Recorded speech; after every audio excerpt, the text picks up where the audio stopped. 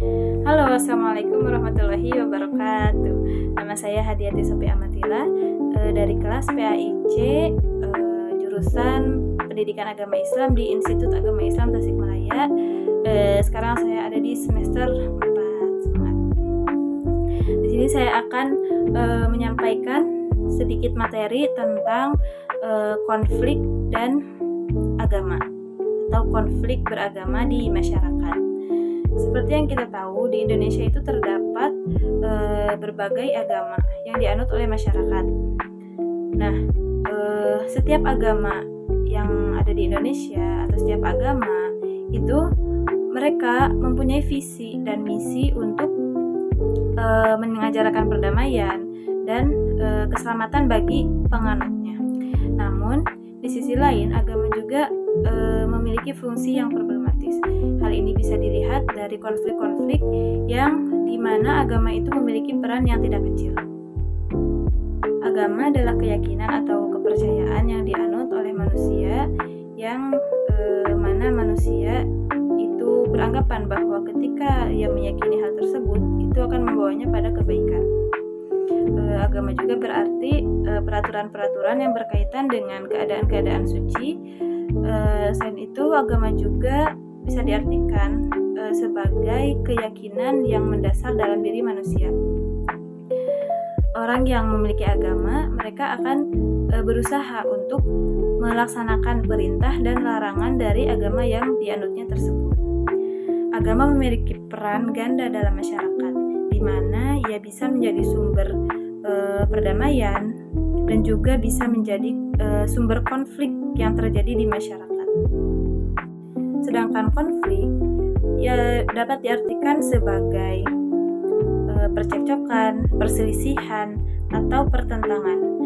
Konflik dalam definisi ini dapat diartikan sebagai ketidaksepakatan antara kelompok atau gagasan-gagasan yang berlawanan. Konflik yang berhubungan dengan agama biasanya disebabkan oleh perbedaan keyakinan, interpretasi ajaran, politik identitas, kemudian bisa juga dari kepentingan ekonomi dan juga kekuasaan yang dikaitkan dengan agama.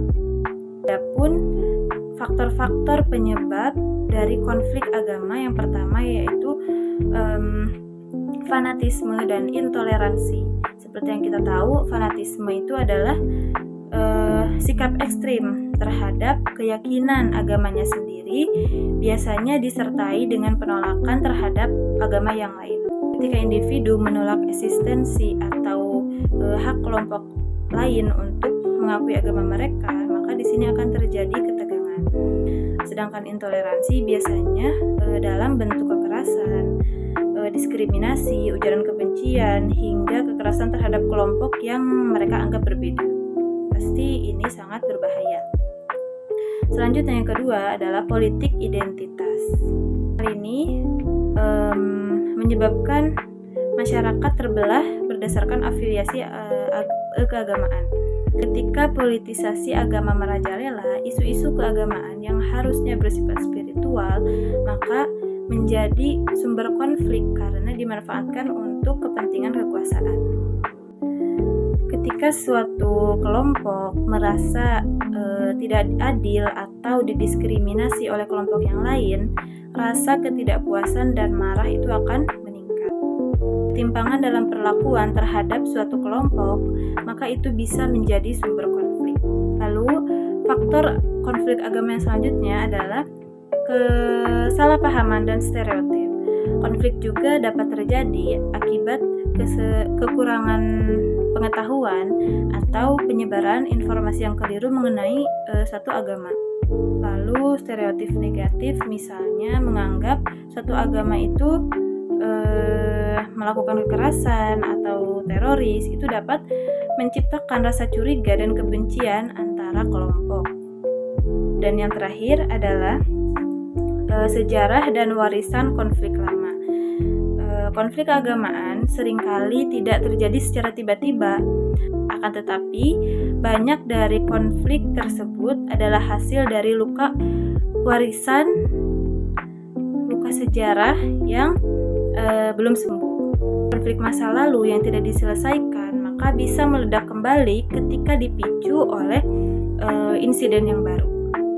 Dari faktor-faktor yang dipaparkan tadi, pastilah terdapat dampak-dampak yang terjadi dari konflik tersebut, baik itu dari bidang sosial, ekonomi, politik, maupun psikologis. Namun demikian, konflik yang terjadi adalah sesuatu hal yang wajar karena masyarakat mengalami perubahan sosial dan kebudayaan. Selain itu, konflik juga adalah sebuah interaksi alamiah yang terjadi di masyarakat, karena tidak selamanya masyarakat itu terbebas dari konflik. Nah, dari sana mungkin ada beberapa upaya yang dapat dilakukan untuk mengatasi atau menghindari sebuah konflik keagamaan. Pertama adalah dialog antar agama. Dialog antar agama ini bisa menjadi sarana berdiskusi atau berkomunikasi antara tokoh beragama. Hal ini dapat membangun saling pengertian dan memperkecil prasangka. Mengapa hal ini perlu? Karena untuk mencari titik temu antara berbagai agama, ya karena setiap agama itu memiliki karakteristik yang beragam, yang berbeda-beda. Dan pasti setiap agama itu diajarkan sikap toleransi dan kasih sayang. Yang selanjutnya adalah pendidikan toleransi.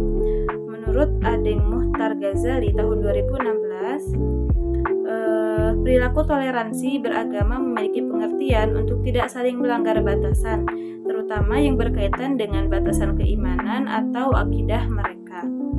Nah, mengakui keberadaan agama lain itu bukan berarti kita meyakini dan mempercayai keberadaannya, akan tetapi itu bisa memperkuat keimanan kita terhadap agama yang kita anut sendiri. Toleransi berarti mengakui pluralitas agama tanpa memaksa orang lain untuk menganut agama yang kita anut. Upaya yang selanjutnya yaitu penegakan hukum yang adil. Penegakan hukum yang adil memastikan bahwa semua pihak tidak memandang agama, mereka mendapatkan perlakuan yang sama di mata hukum. Selanjutnya yaitu pembangunan sosial dan ekonomi yang merata. Ketika satu kelompok mendapatkan akses yang lebih besar atau yang lebih banyak dari kelompok yang terpinggirkan, maka akan ada rasa ketidakpuasan dan ketidakadilan. Mengurangi ketimpangan sosial dan ekonomi antara kelompok-kelompok masyarakat itu bisa memperkecil kecemburuan dan potensi konflik. Pembangunan yang merata atau pemerataan pembangunan itu dapat memperkuat solidaritas antar masyarakat. Kemudian yang terakhir yaitu peran tokoh agama. Tokoh agama ini mereka adalah orang yang berperan penting dalam membentuk opini masyarakat. Ya sih. Tokoh agama memiliki pengaruh besar dalam membentuk opini publik. Tokoh agama memiliki peran besar dalam membentuk opini publik. Tokoh agama ini biasanya atau harusnya menjadi mediator dalam situasi konflik. Mereka menggunakan otoritas, kemudian keyakinan atau kepercayaan mereka untuk memfasilitasi dialog antar umat beragama. Oleh karena itu, mereka harus mengajarkan sikap perdamaian, mereka menjadi agen perdamaian, kemudian mengajarkan sikap toleransi, kasih sayang, dan juga hidup berdampingan, menanamkan nilai-nilai moral dan etika, dan bukan menyebarkan kebencian. Mungkin sekian yang dapat saya sampaikan. Kurang lebihnya mohon maaf. See you next video. Assalamualaikum warahmatullahi wabarakatuh.